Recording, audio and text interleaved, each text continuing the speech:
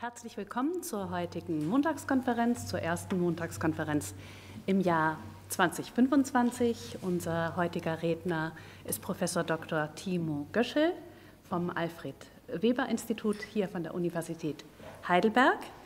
Und wir freuen uns sehr darüber, dass er heute hier ist. Wir begrüßen auch alle Online-Teilnehmenden ganz herzlich. Sie können die Konferenz mehrsprachig verfolgen. Die Sprachkanäle sind über die Flaggen abgebildet. Das ist, glaube ich, einigermaßen selbsterklärend. Und ich möchte unseren Redner jetzt auf Spanisch vorstellen. Das heißt, diejenigen, die des Spanischen nicht mächtig sind, können jetzt auf den deutschen Kanal Nummer 1 schalten oder auch der Vorstellung in einer anderen Sprache lauschen. Nuestro ponente de hoy es una persona realmente internacional. Estudió en Austria, en la Universidad de Innsbruck, y en Estados Unidos, en la Universidad de Notre Dame. Fue profesor adjunto e investigador en Estados Unidos, en la Universidad de Wisconsin-Madison y en el Reino Unido, en universidades tan conocidas como la de Cambridge y como University College London. Ha impartido cursos como catedrático visitante en Francia y en Italia y también en la Universidad de Harvard de Estados Unidos. Trabaja como asesor para grandes instituciones internacionales y nacionales. Entre las internacionales me gustaría destacar el Banco Mundial, el Banco Asiático de Desarrollo, la OCDE, y entre las instituciones nacionales se encuentran, por ejemplo, el Parlamento alemán, Bundestag, y otros. Pero también asesora en el sector privado a empresas como British Petrol y otras. Sus áreas de investigación también son múltiples y muy interesantes y comprenden temas como el crimen medioambiental, por ejemplo, la acción medioambiental voluntaria, puntos de inflexión socioecológicos y el tema de la geoingeniería. Su trabajo ha sido reconocido con múltiples premios, como por ejemplo becas de Marsilius o de Fulbright Schumann, entre otras.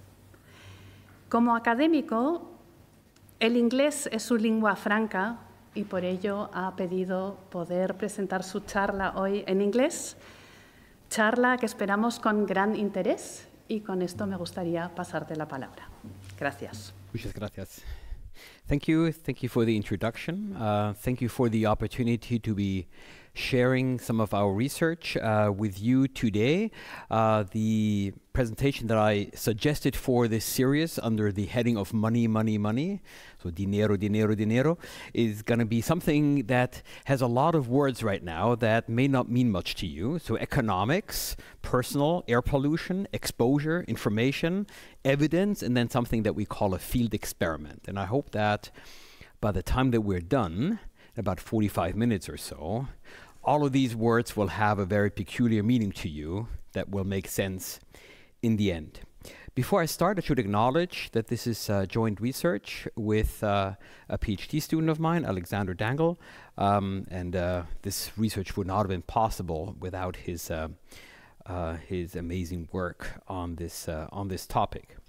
So let me get you started on the first of these words here that's important, and that's air pollution. Air pollution exposure in particular. So we've learned a lot about air pollution in the last 20 to 30 years. And essentially what we've learned is that air pollution kills you, air pollution makes you sick, and air pollution makes you less productive. And there's a lot of research by now that has documented very persuasively that even low levels of air pollution, whether that is very, very small particles, that may be 10 micrometers, or even smaller ones, 2.5 micrometers in diameter, might adversely affect you in a major way. In fact, the World Health Organization has demonstrated that air pollution is the greatest global environmental health risk. It is also a health risk that has very unequal distribution, typically with the poorest being most affected by air pollution because they tend to live in more polluted parts of the world and they're least able to protect themselves from air pollution. One response to air pollution has been governmental air quality monitoring. And we've had these types of air quality monitoring systems now for several decades around the world. Most of them have been set up in developed countries such as Germany or the US. And it's been demonstrated in a few papers over the years that these types of monitoring information systems actually improve outcomes. So they help people to manage their air pollution exposure better. And we've seen some health benefits that come from that also because that feeds information back to the policymakers. But we've also seen that these information systems have a lot of areas where they could be possibly improved, something that we as economists would call suboptimal.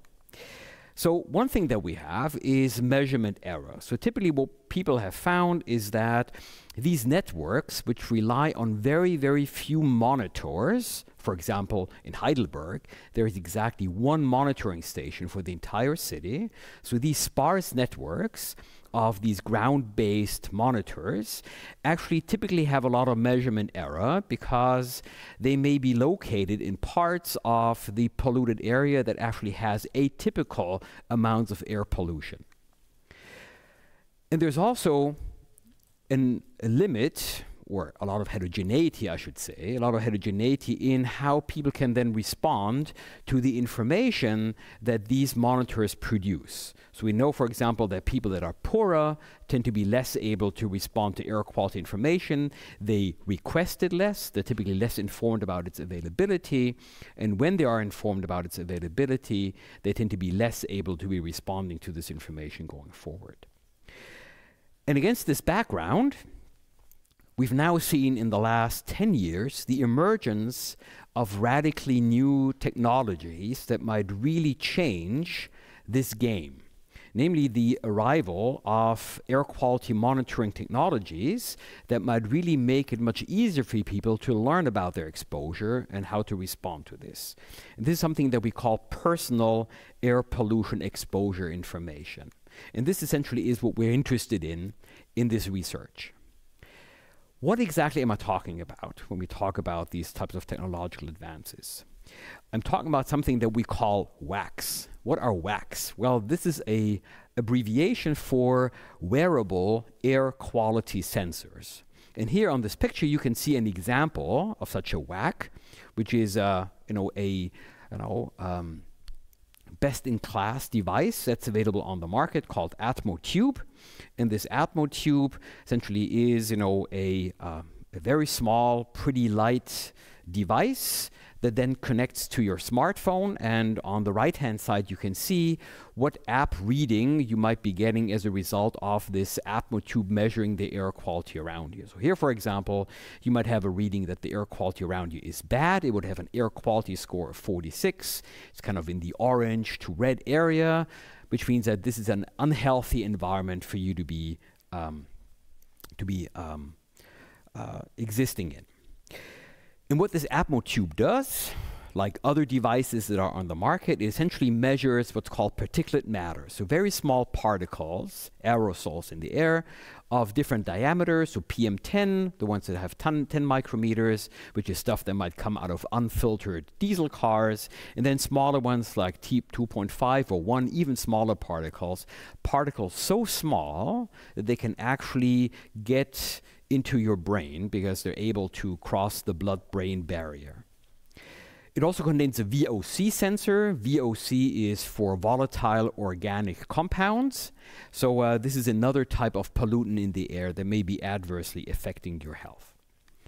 And essentially, what this device does, essentially it's a help for you if you carry it around and you connected it to your smartphone, that allows you to visualize and map real-time and historical exposure that you might have to, air quality. And this essentially is the device that is at the center of our research that I'm presenting here. This device also imposes some type of onus on its owner. And what is the onus, the burden? That is that in order for this device to be doing its job for you, you actually need to keep it charged. And typically the charge lasts about 1 week. And of course, you need to carry it around with you. So you need to remember to kind of have this device on you as you move around. Okay? But if you have it, what it gives to you essentially is information that is highly personalized, namely that you get a very specific amount of information that tracks the air quality that you have been exposed to over the course of the day or the weeks, depending on how long you use this device. So this one here that you see, this actually is, as I said, best in class. So, and what we mean by this device here has a sensor and readings that have been tested and benchmarked against reference devices. So these devices have been taken to a lab, and this is one of the few devices out there in the marketplace that actually gives you, high quality, which means very accurate PM 2.5 readings. There are other devices like this on the market that do the same, but there are also devices on the market where these measurements are not as informative because there's a much larger error in what they report. What are these devices worth, and what exactly do they give to us? I'm going to show you now 3 vignettes, 3 little nuggets out of data that we have to demonstrate to you that you can actually learn something from having these devices on you. Typically, we present this research to economists. Economists tend to be very, very skeptical about everything, right? So I need to convince them that this device actually delivers some type of value. So let me try to convince you that there's something in this device, okay? And here, very topical. As you know, currently Los Angeles is ablaze in wildfires. And of course, that's not the first time there have been wildfires in the US. Here's another wildfire event that happened in Washington State in August 2003. And what you have here on this graph is, on the one hand, a timeline that tracks from August 19th to August 25, right? And on the y-axis, in the vertical, we have a measure of air pollution. So this is PM 2.5, particulate matter 2.5 micrograms per cubic meter. So this is a measure of concentration, which gives you a measure of exposure. And we also have some lines in there, lines that essentially tell you something about critical thresholds, right? So these are these dashed ones. So if you're above, 55 micrograms, that is considered to be, very unhealthy, and you should be getting out of this place as soon as possible to avoid, adverse health effects. The red line you see here is the data that we would get from the governmental air quality monitor, right? So this is what the government measured about this event, right? And now we're going to be looking at somebody that we're going to call John Doe, so an anonymous person, okay, who happened to be living in the same area around this monitor, and what this person measured. And this is what they measured, right? And here you see in blue their measurements, right? And you see that this person experience this deterioration in air quality with some delay, measured in terms of hours, right, relative to what happened with the government monitor. There's more variation, right? Clearly you can see that there's more variation in this time series, but overall, for some people, we can actually track very nicely, what happens, when we measure with the government air monitor. Is that the same everywhere? Well, let's look at another data vignette number 2. Here we have air quality in Texas. So this is some place in Texas. I'm not going to disclose which one. And here you see that we didn't have an extreme air quality event. Here we have typically air pollution that would be considered reasonably healthy, right? Somewhere in the 20 microgram range or so. And now let's see what John Doe measured, right? Or Jane in this case, okay, so Jane Doe, okay, so this was her pollution history, right? And so you can see that even at the background of air quality in the environment, ambient air quality that may be very low, people individually may be experiencing very different amounts of air pollution exposure, right? Air pollution that may be very high.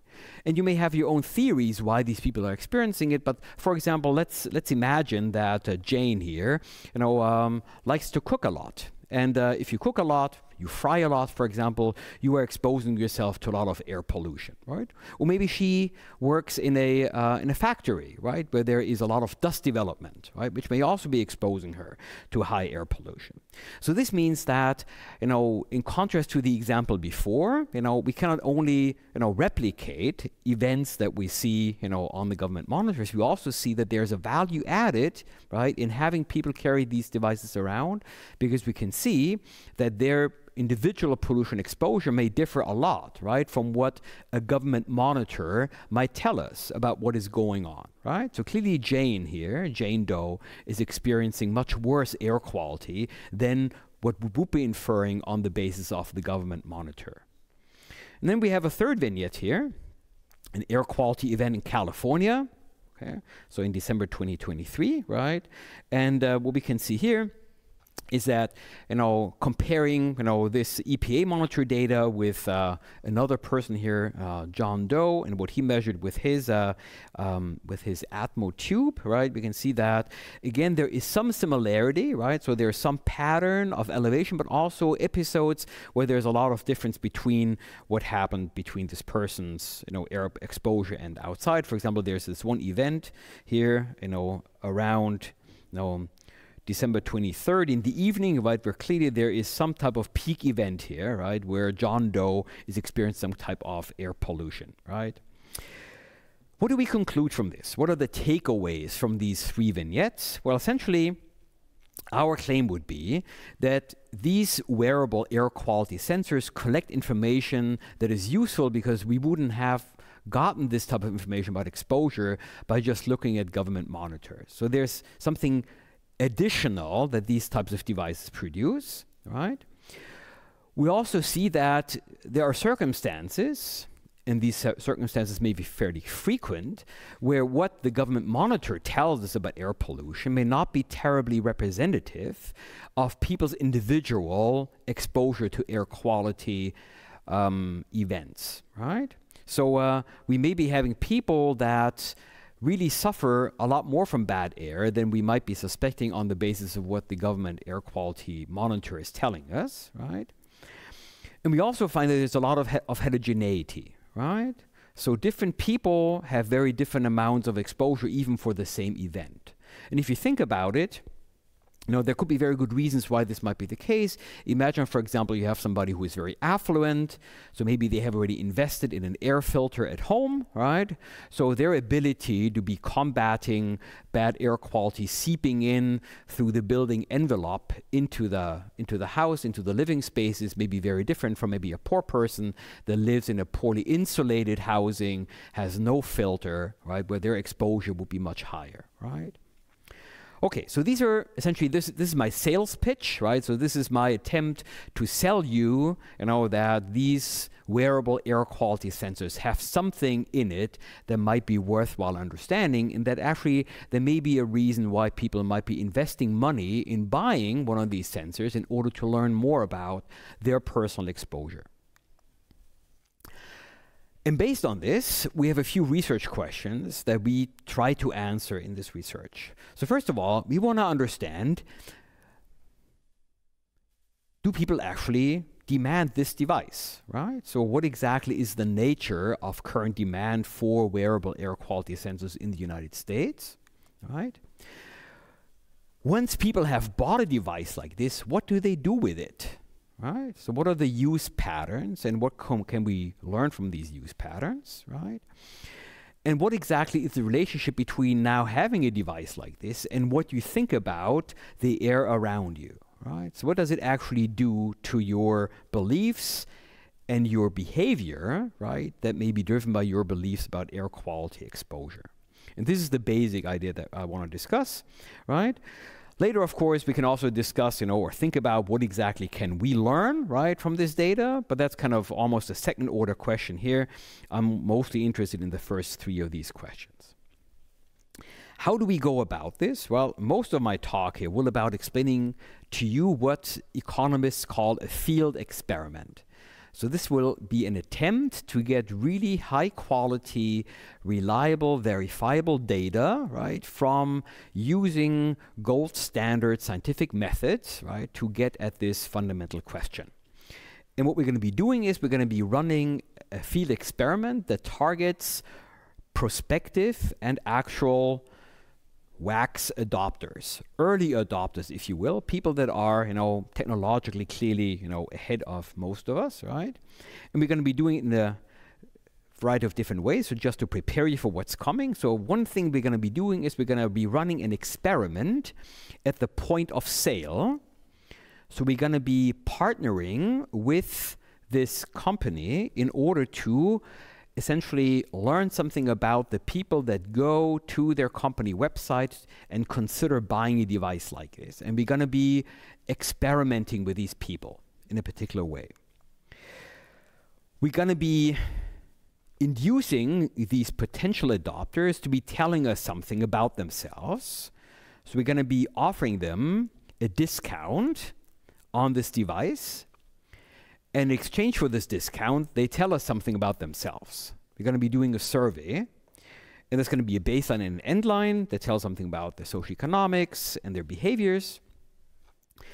And then we're going to be able to do something that is very unusual and that I find very exciting, which is that we can actually then track what people do with this device. And we cannot just do what track what people do with the device. Even better, we can relate what they did in the survey to how they use this device later. And this is actually a very major methodological advance here. We are literally able to connect every device that was sent out to the survey person that actually took the survey with us. And we're going to be using this data going forward. So what's our contribution to the literature? So do you learn anything from what we're doing that you couldn't have learned by just going to Google Scholar and reading the relevant papers on this? Well, we think you can learn something from this. So the first thing you can learn is that compared to the question of demand for wearable air quality sensors, well, if you went to Google Scholar and you tried to find research on this, well, we're very sorry, but there wouldn't be anything, right? So we're actually the first ones to actually answer something to this. What you might find is research on what's called stationary air quality sensors. So these are little devices that people might buy in order to put up their own, air quality measurement station in a stationary sense, right? So this would be a fixed installation, typically on their balcony or outside their house, that they then connect to their Wi-Fi system at home, okay? But it would not be wearable. So you would not be able to take this device around with you. On the stationary air quality sensor, something that we call SACs, okay? Essentially, you would find some evidence, namely that typically the SACs are mostly adopted in areas with very high socioeconomic status, SES, right? And we would also see, hint to current events, okay, that, if there are wildfires around, people are much more likely to be buying these things and putting them up, okay? So something we're going to be seeing now in LA, we can confidently predict, is that a lot of people in the US, in Southern California, will be buying more what's called Purple Air stationary monitors. Okay, Purple Air is one of these networks that provides these types of SACs for private use. And we also find, or typically find, that it's more likely that people will be putting up these SACs in areas where the governmental air quality monitors show non-compliance, which means that locally, the air quality is worse than it should be by government guidelines. Okay, and also we find that it's mostly in high-income countries, okay, where these devices are adopted. In low and middle-income countries, there is slowly increasing, adoption of these types of devices. But this is sax, right? The question is this the same for wax? Okay, do we find the same thing for wearable devices? Now, so what we contribute here essentially is that we can demonstrate to you what people are willing to pay for this, and you may be interested to learn how one does that. So we know that typically, so the average person out there is willing to pay about $100 for a device like this. So this is quite a bit lower than the price at which the market makes it available, right? So about $180. We also know, we're going to be showing you that it's mostly people from high socioeconomic status that will be demanding these devices. So it's very similar to sax. So more on this in a moment. And we estimate that the market will saturate around 12 to 30,000 adopters in the US. Okay? And as I said, you will see in a moment how we think we can show you that. How about wax use? So what happens to people that have actually adopted a device like this, right? So what's the previous evidence? What is that we already know from the literature? We don't know much, okay? So, but what we can do here, right, essentially is to demonstrate to you that people that buy these devices don't use them for very long.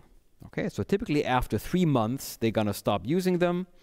And so in the first month, it's about 58% of the days that they use it. By month 6, it's only 17% of the days. Okay, so usage drops off quite precipitously, very quickly. Here we can do some more analysis in the future, namely, predicting this and so on, but this is not something I'm going to be doing too much. There's also a good question, for example, now, will people that have bought, say, one of these waxes already in the greater LA area, have they now reactivated, their sensor now that there is wildfire around? We think they do, okay, but this is something that we're currently studying as the data comes in. And then the third question, what do these things do to people's perception and their behavior, right? So, so there's a bit of qualitative evidence that if you have one of these wearable, devices, that this does something to how you think about air pollution. So it affects your air pollution knowledge and your perception, okay? And also in some people, it induces actually anxiety and a feeling of loss of control, right? So maybe not the emotions you would like to have, but this is kind of reasonably well studied.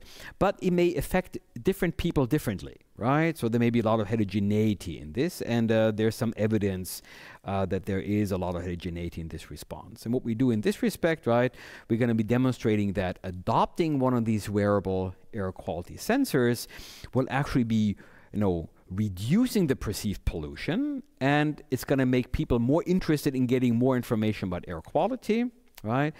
But it actually has no impact on people's defensive actions, right? So we don't see people using this knowledge to be lowering their exposure, their expenditures, right? And we have some work to do in the future, namely to understand a bit more about what exactly predicts this. Okay, so this is my introduction and a bit of a summary what's gonna come, okay? And now we're gonna be diving in into how one does it. How does one do a field experiment, right? So essentially what we did is from November 22 to August 2024, we ran this thing in the US. It's a long story why it happened in the US. I'm not going to go too much into, but it was very exciting, especially for my PhD student. I think he nearly had a heart attack, at least more than once in this research. But anyways, here it is. And what we did is that we partnered with this manufacturer. So we partnered with this best-in-class producer of a wearable air quality sensor. Okay, you've seen this device, so I don't have to spend too much time on it. And what we did is we intervened at their point of sale, right?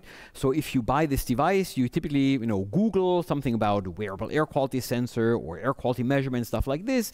And then, Google or some other search engine will kind of bring you through a sponsored link that there's this company called Atmo that sells this stuff. Okay, so this is how you will be arriving on their website, typically, right? And this is what essentially is called organic traffic. We will also be looking at influencer-induced traffic, but I'll come to this in a moment. And essentially it's going to work like this, namely that you arrive at their website and we're going to be serving you a pop-up something will spring up on your screen, right? And this pop-up will invite you to be doing a survey with us. We're going to be offering you a discount on this, and so we have about 1,800 people that actually did this survey with us, okay? We have some socioeconomic questions. We learn more about, who these people are, gender, income, et cetera, and we're going to be trying to understand how much are they willing to pay for a device like this. Remember, these people have only arrived at this website, so they haven't bought yet, but we want to understand more about, well, if they don't buy, why was it? Maybe it was that this device is just too expensive for them. You would never find out by just looking at the sales data. So we try to kind of understand more about this, and we're going to ask them questions about their willingness to pay for a device like this. This is something we called willingness to pay elicitation. So these are these methods. And essentially, there's going to be a very easy way, just asking people point blank, which is not considered a very valid method, or we're going to be doing something that's called a multiple price list that asks people about this. And we're going to be then running a true experiment, which is that we're going to be offering these people randomized prices. So people will be offered a different price for this device. So they're going to be getting a different discount. And this essentially induces the required variation in prices that people see, so we can actually then trace out what the demand is. And you'll see in a moment what one gets once one does that. Okay? So, and out of these 1,800 people that arrived and took the survey, we have about 830 that then actually buy a device. So these are the people we can then play around with. So people we have data on once they adopt this device. So this is essentially, our treasure for the research questions 2 and 3, right? And because people need to agree to share their data, out of these 830, there are about 660 left over then that actually allow us to be, observing them very closely, right? So you can see that funnel of less and less data, right? But it's actually a very good cut given this type of data. And then we're going to have an incentivized endline survey, so we're going to be coming back to these people a few months later, and we're going to be asking them a few questions, and we have about 370 people who actually do that for us. Okay, so that's the field experiment. And essentially what we're going to be doing then, we're going to be, aggregating, the reported changes among adopters and non-adopters since the baseline by various things. So one is, how they, perceive pollution, right? So we're going to be looking at their beliefs about air quality in 8 different microenvironments, for example, indoors in these types of lecture halls as opposed to their home, as opposed to their garden, as opposed to on their way to work. About their information acquisition. So do they actually go out and look for more information from the government about air quality, or maybe from non-governmental sources, such as, for example, networks of stationary air quality monitors. And then finally, what do they do about it, right? So do they actually take any action? Action could be that they're purposefully avoiding bad air quality environments. For example, if you find out that your whenever you do your French fries in the kitchen, that's actually a very bad air pollution event. Maybe you start changing your dietary habits as a result of this. Maybe you might be wearing masks in high pollution environment. For example, if you take the subway to work, you're exposed to very high levels of particulate matter. Maybe you're gonna start wearing a mask, and maybe you're gonna be investing in some devices such as air filters, which most of us have become familiar with during the COVID pandemic. And then and then we're going to be looking at indoor pollution behavior. So we have a number of outcome variables that tell us something about how people might be responding to air pollution information. So there are a lot of ways, right? So this means that we're going to have a very extensive survey, right, that kind of tries to get at most of these sources that people can influence either the production of or the exposure to air pollution around them. And then finally, should you be trusting what I'm telling you? Something that we call experimental validity in this context. So clearly we have a peculiar sampling strategy. So most of the people we'll be talking about are not average people. These are people who are pre-selected. They're arriving at this company website because they're interested in this topic. So it's not a representative survey of the population, right? But these people don't know at the time when arriving there that we're going to be there and trying to harvest them for our purposes, right? So there's very little evidence that people are strategically avoiding, responding to our survey. So this means that we believe that we probably have an upper bound estimate for willingness to pay for the US population based on this. And then when it comes into the selection to adoption, so clearly not everybody arrived at this website with a clear intention of buying this device, right? So these people are probably different from people who choose not to buy the device, right? So this means that there is a certain threat to actually identifying the adoption impacts. So we're going to be using observables that we have from the survey and other types of data we know about these people to understand what structural factors distinguish adopters from non-adopters in order to make some statements about this. And in particular, what we're going to be doing is that we're going to be making use of the fact that we randomize the price for different people and use that as what's called an instrument, right? For this causal identification.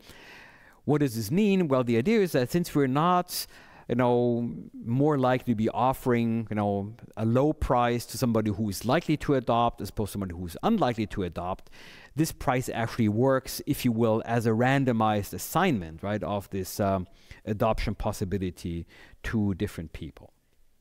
And then finally, we have balance, right? So the question is, are the samples that we're going to be making statements about, are they comparable, right? And essentially, I would try to convince the economists in the room that, all the main results I'll be talking about, which is about the elicitation of willingness to pay, the price randomization, whether people decide to opt into data sharing, and so on, they don't seem to be statistically related to observables of this sample. So these people that give us data about the willingness to pay, participate in the endline surveys, they don't look statistically different from the people who don't, right? So which means that there's little evidence for selection at this point. Okay, so now you should trust me before I show you the results. So let me show you the results and what happens in this context. So first of all, you might be interested who adopts these things, right? So so here we have some very busy graphs on this slide, right, that tell you something about age, gender, household size, race, ethnicity, education, and income, right? And we're going to have a couple of different bars here. So the most important thing might be relevant is these little golden diamonds, right? And the golden diamonds is the U.S. Census, right? So every 10 years, the U.S. organizes a census and essentially measures the population. So this is what the census looks like. So if we had a representative survey, right, our bar should be aligning very nicely with these golden diamonds. They don't, right?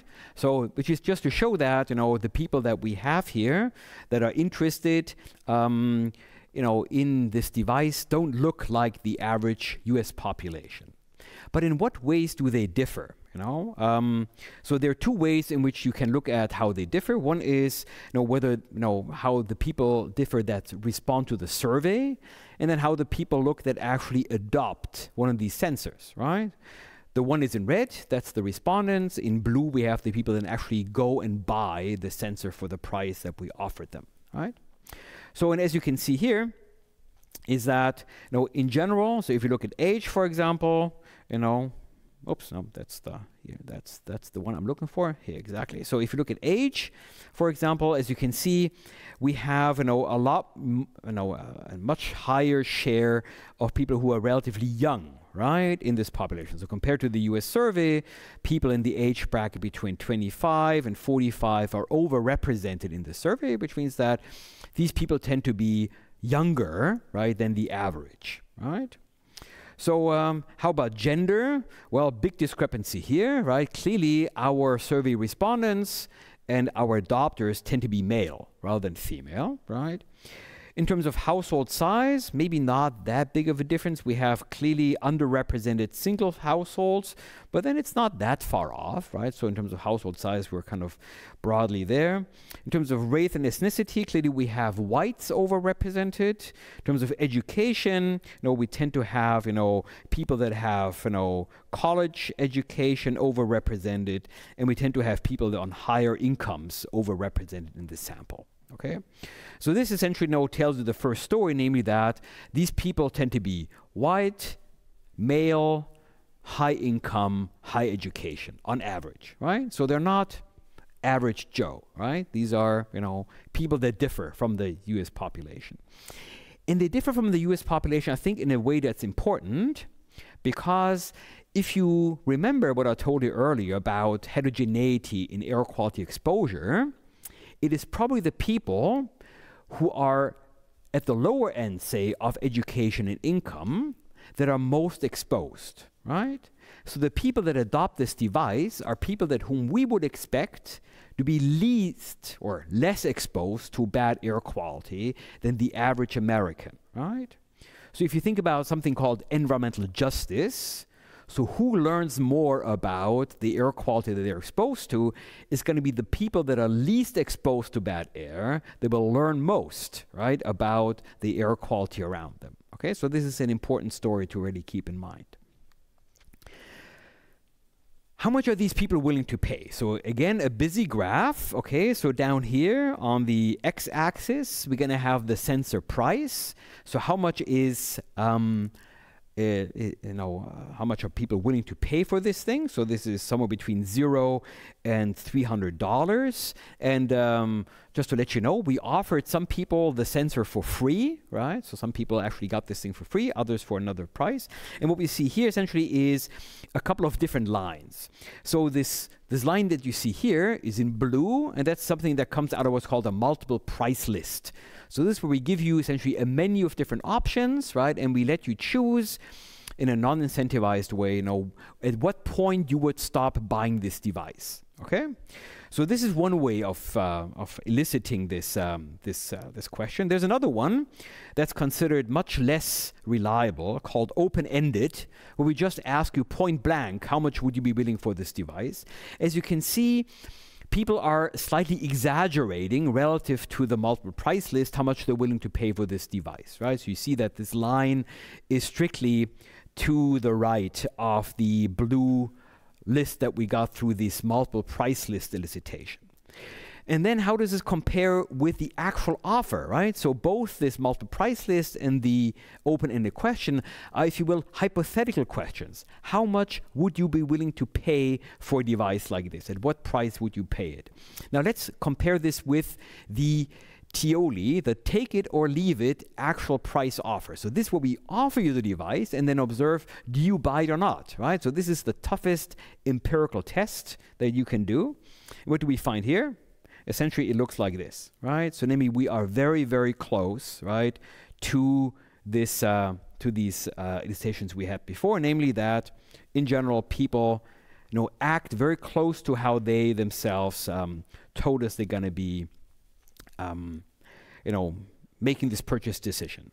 And if you do a bit of the numbers here, essentially what you find out is that on average, so the average person taking this this experiment or taking the survey would be essentially be willing to pay around $100 for this device, right?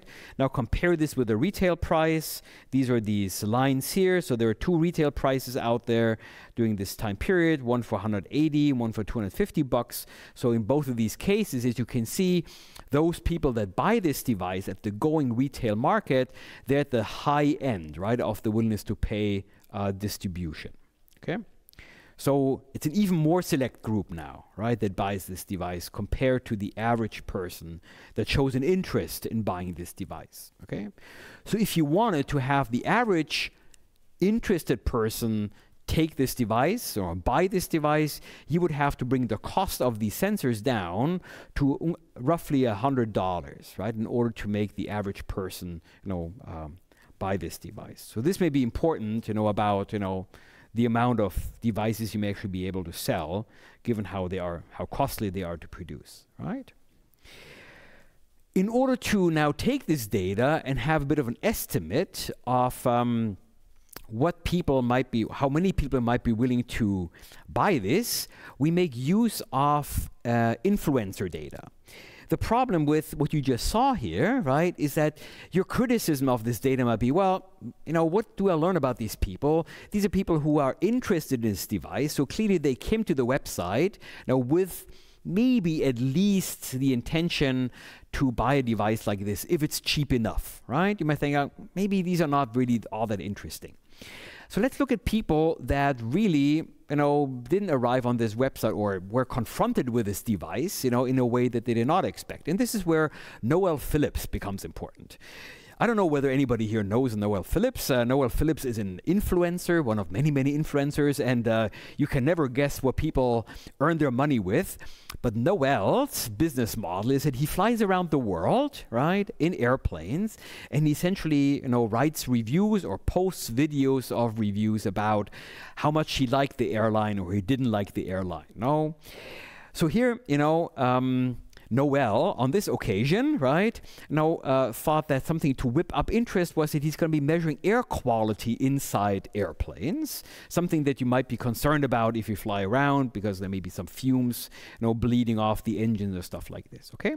So Noel Phillips doesn't look like the person who would have people following him who are by their very nature interested in air pollution. Maybe actually just the opposite. Okay, people who actually don't give a damn about air pollution. Okay, if they're interested in flying around a lot. Okay, so Noel, as I said, has about 300,000 subscribers, and we can actually follow people that came to us via Noel's little video, right? And we see that his video there enjoyed a certain number of views. 42 of these people arrived on, via YouTube on our platform, and then 17 of these people actually bought a sensor, right, once we offered it to them, okay? And so this means that you can roughly make some conversion, namely that, you get, one response, so one interest for roughly 11,000 views of the video, and you get one adoption for about 27,000 views, right? And if you kind of scale this up, right, across the US population, give or take, you might think that, well, maybe, there would be about 30,000 people interested in the US in actually having a device like this. Actually, this compares very favorably with the roughly 6,000 governmental monitoring stations that the US currently has, right? And there would be about 12,000 adopters, right? So we would be essentially tripling the number of points that we have where air quality is being measured in the US. So this gives you an idea about how we might be measuring total US demand based on this type of setup. So this is research question 1, okay, namely, who buys this stuff, right? How many might be buying this stuff, right? And what are they willing to pay for this stuff, right? So these are the 3 answers I could already give you based on this thing. But what happens once they already have this device? This was our second research question, sensor use, right? And what we see here is, on the left-hand side, a graph that shows you months after receiving the sensor. So it's actually up to half a year, roughly. And then we're showing you on the y-axis, the share of days where the person had at least one reading, right? And I don't know whether you expected this, but what you find is that demand for this information drops off fairly quickly, right? So in the first month, there's typically 80% of the days people look at this device at least once, right? And then we have a very rapid drop off, right? So, and after about 6 months, right, it's about 17% of days in which people look at this device even once. And most of this activity is driven by a hardcore of people, right? So it's not like everybody on average goes down, but it means that a lot of people give up completely, and what's left over is a hardcore of sensor users going forward. And you might be asking yourself, does it depend on how much this device was worth to me, whether I use it a lot? And you might be thinking that those people who really valued this device a lot, that really wanted to have it very badly, these might be the ones who actually use it then, more, prolifically once they have it in their hands. Well, not so. Okay, there's actually very little evidence, and this is what you can see here in this other graph, the offer price, the price paid. Actually, this decline is uniform, okay, irrespective of how much people are willing to pay for this thing, right? So even those people who have very high willingness to pay for this device, they're not using it a lot more than people who have, a low willingness to pay for this device. Okay, so this is also quite interesting. Okay. And then we have some survey responses, why people tend to use this survey, this sensor less, right? And what's quite striking, right, is on the one hand, the people learn that their air quality is actually pretty good, right? Okay, so these people use this device, they go around, they find, hey, contrary to what I thought, actually, I'm living in a very low polluted environment, which goes along with this idea. It's like, well, once we try to, hawk these devices, through the marketplace to adopters, it's going to be people that actually live in low air quality, low pollution areas that are most likely to adopt this, right? So it's kind of the wrong people that kind of get their hands on this device. And the other thing is that once people have used this device, they've also learned that maybe their air quality doesn't vary all that much. This is what they believe, right? And that's the second most important reason why they, don't use this device anymore, right? Namely because, they find that their air quality is the same irrespective of where they are. So what's the point of measuring, right? So these are and there are, of course, other reasons, but these are the most important ones, okay? How about, the impacts on different outcomes? So for example, do people think there's less pollution? Is there less, do they do any defensive purchases? Do they request more air quality information or less, right? Do they protect themselves more? Do they, seek less polluted indoor environments? And what you find essentially is that there is a little bit of music. So in terms of once you've adopted, this device, and this is what this this one thing here gives you, this regression out of the data, you find that people tend to be, more likely to believe that they are in a less polluted environment. There's very little evidence that they engage in defensive purchases.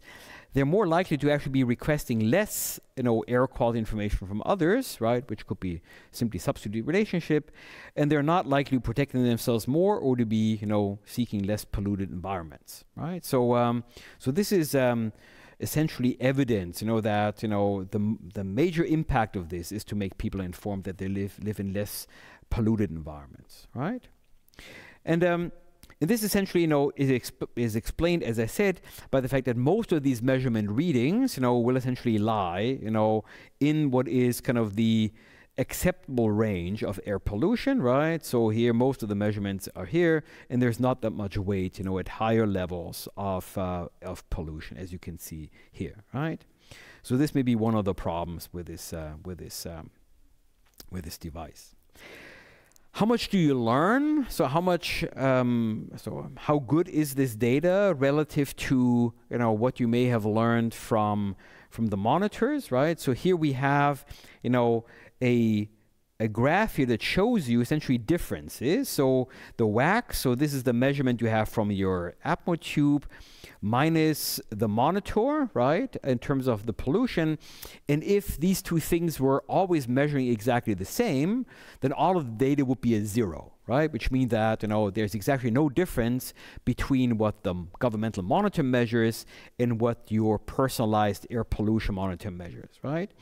As you can see here, right, it's not the same as you expected, right? And this is already something you may have seen in the vignettes before, namely that, of course, your personalized measure is, gives you a lot more data, is a lot more heterogeneous, right? And there's some interesting patterns here, namely that on average, you have slightly more air pollution. So this is the mean, right?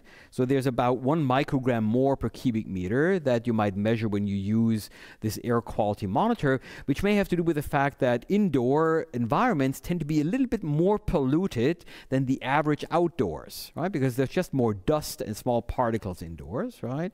But the median, right, is actually negative, right? Which, seems to be indicative of the fact that, about 50% of the observations actually, indicative of lower pollution, right, indoors, which means that you probably avoid some of these high events, right?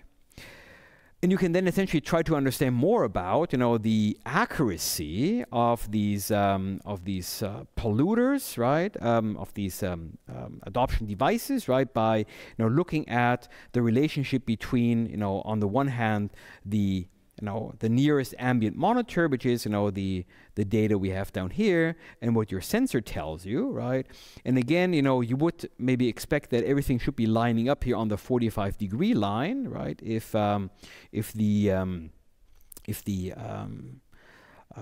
data was actually the same, right? So if the ambient monitors would be measuring the same as these sensors, but clearly that's not the case, right? We have essentially 2 main patterns from this data.